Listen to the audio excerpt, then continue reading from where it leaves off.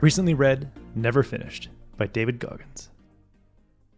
David Goggins is a retired Navy SEAL who's known for his incredible drive and mental toughness. But after the success of his last book, Can't Hurt Me, which chronicled his difficult upbringing and feats of endurance, like completing an ultramarathon in Death Valley, he started coasting through life and stopped challenging himself. In the book he says, "When life stops kicking you in the teeth and serves you a big bowl of praise pudding, it's easy to feel that you are the man, especially if that level of respect was hard-earned. But praise, whether it comes from your superiors, your family, or anyone else, has a downside. It can soothe your inner savage and keep you from feeling the need to grind." Each of us has an inner savage who hungers for new challenges. As Goggins rested on his laurels and soothed his inner savage to sleep, excuses like a busy schedule, family commitments, and health concerns convinced him to stop striving and growing.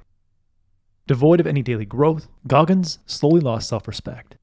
Because as he says, respect is earned every day by waking up early, challenging yourself with new dreams, and embracing the suck like you have nothing and have never done a damn thing in your life. So if you're feeling satisfied after a period of hard work and are starting to take it easy, it's time to reignite your drive and wake up your inner savage with a challenge that will explore your limits. Late one evening, Goggins received an email from a friend who wanted to see if he could run the Leadville Trail 100 race to raise money for his charity. The Leadville Trail 100 is a 100-mile foot race in the Colorado Rockies that starts at 10,000 feet above sea level and includes 15,000 feet of elevation change. Goggins would have leapt at the opportunity to run Leadville a few years ago, but now he was full of hesitancy and excuses. He says, "After decades of hard charging, I was stuck in neutral, nowhere close to the mental beast I'd once been." But Goggins couldn't get Leadville out of his head.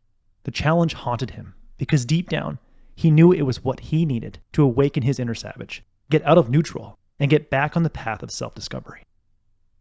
Your wake-up challenge need not be physical. It might be intellectual, like obtaining a difficult career certification, or competing in a competition, or launching a new product. Regardless of what your wake-up challenge is, it must meet two criteria. First, your wake-up challenge must be a fear pod. Something you're nervous to commit to, but once you do, the seeds of confidence and self-discovery scatter along your path. Taking this path will make you a more self-assured and self-aware person. And second, your wake-up challenge must require daily effort. Goggins didn't take a day off training for Leadville. Even on rest days, he visualized sections of the race to prepare his mind and body for the challenge. Once you identify and commit to a wake-up challenge, get in the habit of performing self-talk audits. Not long after ramping up his training for Leadville, Goggins' body ached, and he kept telling himself he needed a day off. So he sat down on his couch, grabbed a voice recorder, and whined into the microphone. He recorded exactly what he was feeling and made a solid case for a much-needed rest day. But when he played it back to himself, he wasn't convinced. The excuses he heard lacked substance and were just a desperate plea to quit and seek comfort. In the book he says, "My inner crybaby was suddenly the emperor with no clothes, buck naked in the light of day. He was impossible to ignore and even harder to stomach. After listening to the recording, I was off the couch and out on the road in a matter of seconds." When you wake up tired and not eager to get after it, complain about the things you dread doing into a voice recording app on your phone, then play it back to yourself. Odds are, you'll find the voice on the other side is not someone you want to be directing your life.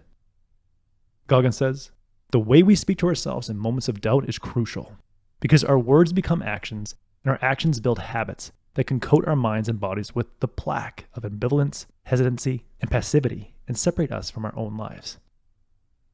After you listen to yourself whine about the things you don't want to do, hit record again, but this time pretend you are motivating a friend to get them through a challenge. Now, as Goggins continued training for Leadville, he routinely thought back to his time at the U.S. Air Force's Air Assault School.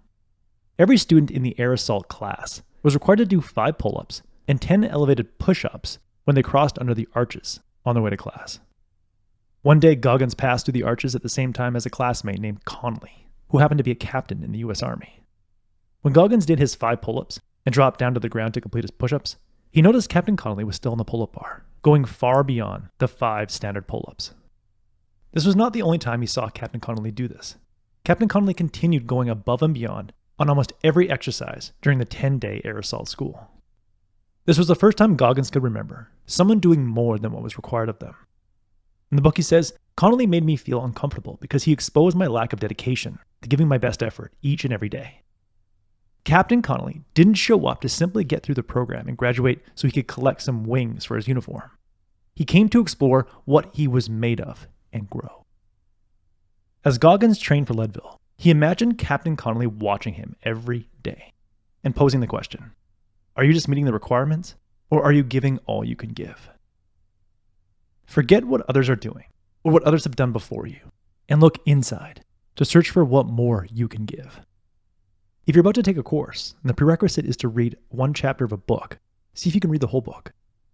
If you're enrolled in an engineering program, don't just attend the classes you're required to attend, but sit through free online classes that MIT and Stanford offer on the same subject matter.